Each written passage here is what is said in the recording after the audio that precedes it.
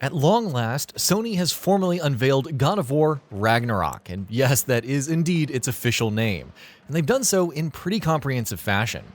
On top of showing quite a bit of gameplay footage and dropping new story details, Sony also revealed plenty of new information in a PlayStation blog update and a post-show interview with the game's developers following the PlayStation Showcase.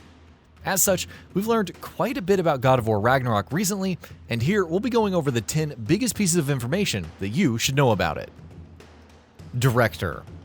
Cory Barlog had a huge part to play in the massively successful reinvention of God of War, and to date remains the only person to have directed 2 games in the series. It seems, however, that his third isn't coming just yet. Barlog is being replaced as director by Eric Williams, who's been at SIE Santa Monica Studio since 2004 and has served various roles as designer on every mainline game in the series. We don't yet know how involved Barlog is in Ragnarok's development, if at all, and in the aforementioned post-show interview, he remained tight-lipped about what he's currently working on. Story details. God of War Ragnarok is set a few years after the events of the first game, which is evident in Atreus' voice. He's clearly grown quite a bit. Fimbulwinter has come to Midgard, completely freezing everything over. Kratos, Atreus, and Mimir have been surviving together in the harsh cold for a while.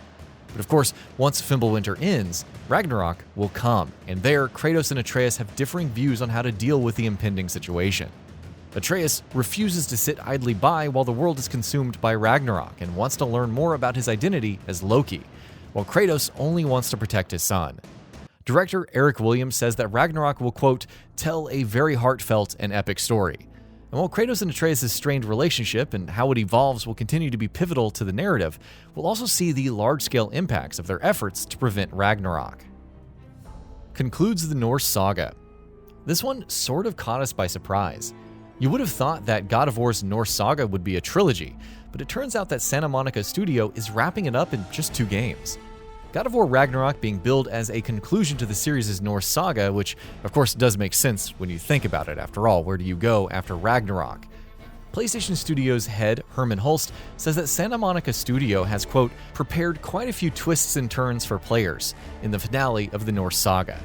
Meanwhile, Williams says, quote, you can't call the game God of War Ragnarok and not have Ragnarok happen in the game. It's gonna happen. We're gonna cap off the Norse series with it.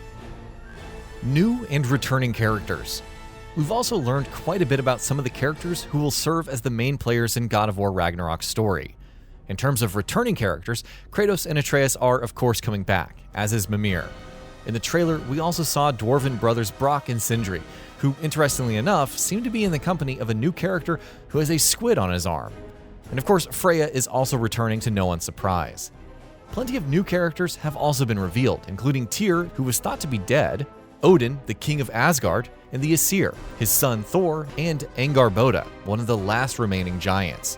There's more to talk about with some of these characters though, so let's get to that. Freya. Given how God of War 2018 ended, there was absolutely no way that Freya wasn't going to be a crucial part of the sequel story, and she is of course going to have a big role to play in Ragnarok. In fact, according to Santa Monica Studio, she's going to be one of the game's 2 primary antagonists. She's sworn vengeance against Kratos following the death of Baldur, and according to the developer, quote, will turn every weapon at her disposal towards her son's killer. The developer says, quote, we wanted to remind players that Freya isn't just a terrifying, powerful user of Vanir magic, but also she's a formidable warrior in her own right. Thor. Just like with Freya, it's been pretty much guaranteed thanks to the hidden post-game scene in God of War 2018 that Thor is going to be looming large in God of War Ragnarok.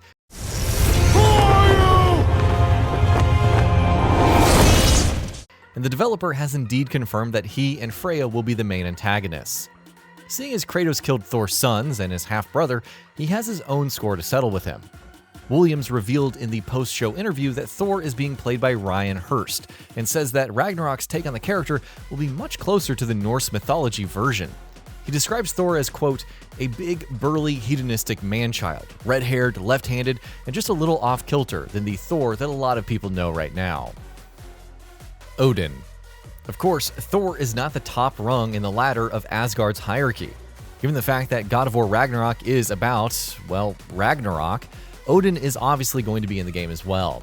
He'll be played by Richard Schiff, and according to Williams, will play a big role in the story. Talking about the character and his role in the game, Williams said, quote, It's a very different take, again, much like Thor. He's like an old man who's just kind of busy with his own things and doing whatever he wants. He doesn't live in a castle or anything like that. Traversal.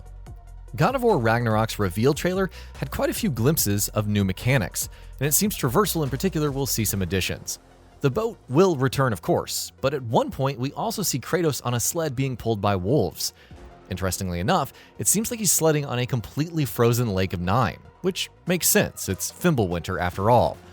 Another scene in the trailer also shows Kratos throwing the Blades of Chaos into a ledge and then pulling himself up to it, so it seems like the blades might also serve the purpose of a hookshot. Realms. Given God of War Ragnarok's very premise, it goes without saying that it'll be leaving no stones unturned when it comes to scale, and it seems that'll be applied to new locations in the game as well.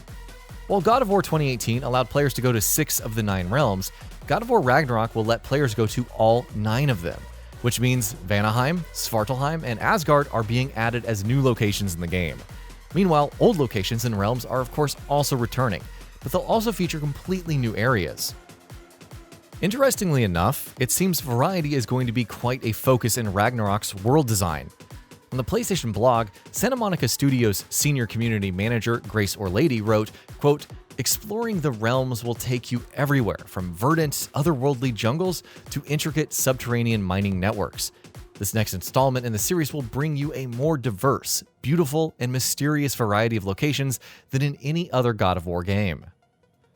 Combat. Of course, we can't talk about God of War and not discuss the combat.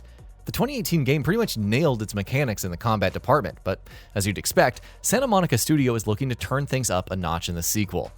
There will be new abilities, new runic summons, and more, while several new enemy types are also being introduced. We even saw some of these in the trailer, such as the giant lizard-like creature leaping at Kratos known as a Dreki, or the centaur-like creatures called Stalkers. What's most interesting, though, is that God of War Ragnarok's combat is going to put quite a bit of emphasis on player choice. Orlady wrote in the aforementioned PlayStation blog update, quote, "With God of War Ragnarok, one of our main goals was to push player choice in combat, whether it's through hard-hitting combos, a mastery of elements, or clever defensive tactics. You will find plenty of opportunity to fight alongside our duo in a way that feels uniquely expressive."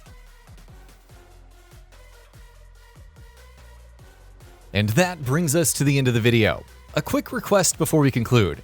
We upload new videos every single day, and if you like what we're doing, please consider subscribing. It really, really helps us out. Also, don't forget to enable all notifications by clicking the bell icon so that you can receive daily video updates. Thanks for watching.